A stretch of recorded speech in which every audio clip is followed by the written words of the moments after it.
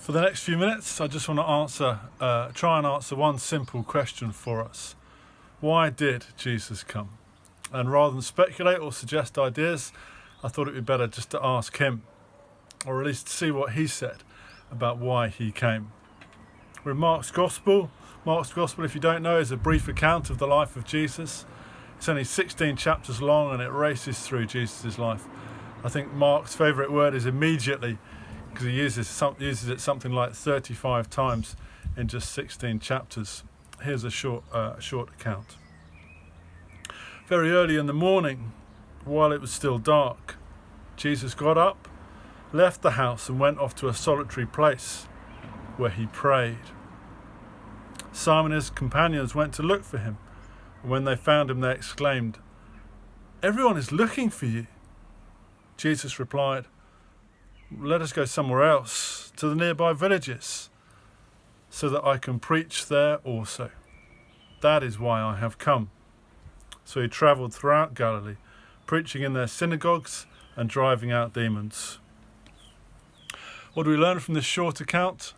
Well, 2 reasons why Jesus didn't come, and then 1 reason why he did. Number 1, Jesus didn't come just to do his own thing. We know that because it says, "And rising very early in the morning, while it was still dark, he departed out to a desolate place, and there he prayed." On this occasion, Jesus is up very early before sunrise. We don't know whether he's a morning person or not, but on this occasion he's up very early. He wanted to pray. Jesus knew that his mission wasn't possible just on his own. He needed to pray to his Heavenly Father, to enlist God's help for his mission to be successful. So we can see here that Jesus works in partnership. There's a plan, a purpose to his mission. He's not just doing his own thing. And a question for us: if the Son of God, Jesus Christ, both fully human and fully God, needed to pray and work with God himself, why do we think that we can do this life on our own? Something for us to think about, perhaps. The second thing, Jesus didn't come for popularity. In our world today, it seems that the measure of a person's success is how many followers they have, how many likes they have on Twitter or Instagram or Facebook or whatever it is. But Jesus doesn't work to those metrics. How do we know that? Well, because when Simon found Jesus, Simon said to him, "Look, Jesus, everyone's looking for you." But rather than indulge in that, Jesus said, "Well, let's go out to these insignificant villages around Galilee so that I can meet those people who haven't heard about me, who don't know me." Jesus didn't indulge in some kind of celebrity status. He stayed on plan and he went out to those surrounding villages. So Jesus isn't just some kind of souped up celebrity keen to make a big deal of himself. He operates in an entirely different way, in humility. So why did he come? Well, Jesus came to bring us a message.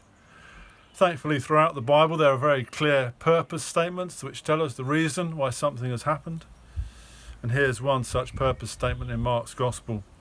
Jesus replied, "Let us go somewhere else, to these nearby villages, so that I can preach there also. That is why I have come." So we don't need to guess or speculate as to why Jesus came. He told us explicitly he came to preach.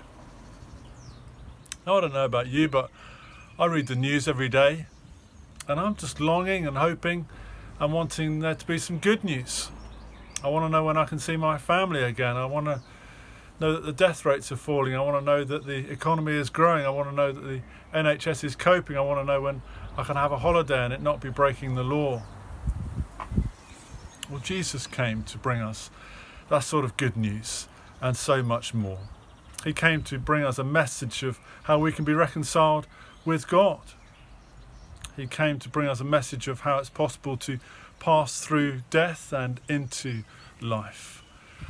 He came to bring us a message of how he will provide for our material needs. He came to bring us a message of rest now, and rest forever in the future. Jesus came to bring us that sort of good news. There's a tragic story in the news this week. I don't know if you saw it. It was a story of a lady called Belly Mujinga. She was working at Victoria Station in London, serving a customer tickets, and evidently he got irate and he spat at her. Now she subsequently contracted coronavirus and died. She died as a result of an act of service to a customer. Well, that's a picture for us of Jesus. Jesus' message was so important to him that he was willing to give up his life for it. He was spat at and beaten and nailed to a cross. So this message wasn't easy for Jesus to bring to us. He left the heights of heaven and the comfort for the depths and the troubles of earth in order to come and bring us this message of good news. It was so important to him to do that. Now, by today's standards, Jesus' life didn't account for much. He never had very much money. He never married or had a family. He never travelled very far from home. He didn't write a book, and he died young. But if he was willing to do that, to go to a bloody cross and die, to bring us a message, is that not worth listening to, paying some attention to? I would suggest to you that it is well worth listening to. So can I commend to you either Mark's Gospel or another Gospel? Can I encourage you to pick it up and read it and find out what this message is that was so important that Jesus was willing to give up his life to bring it to us?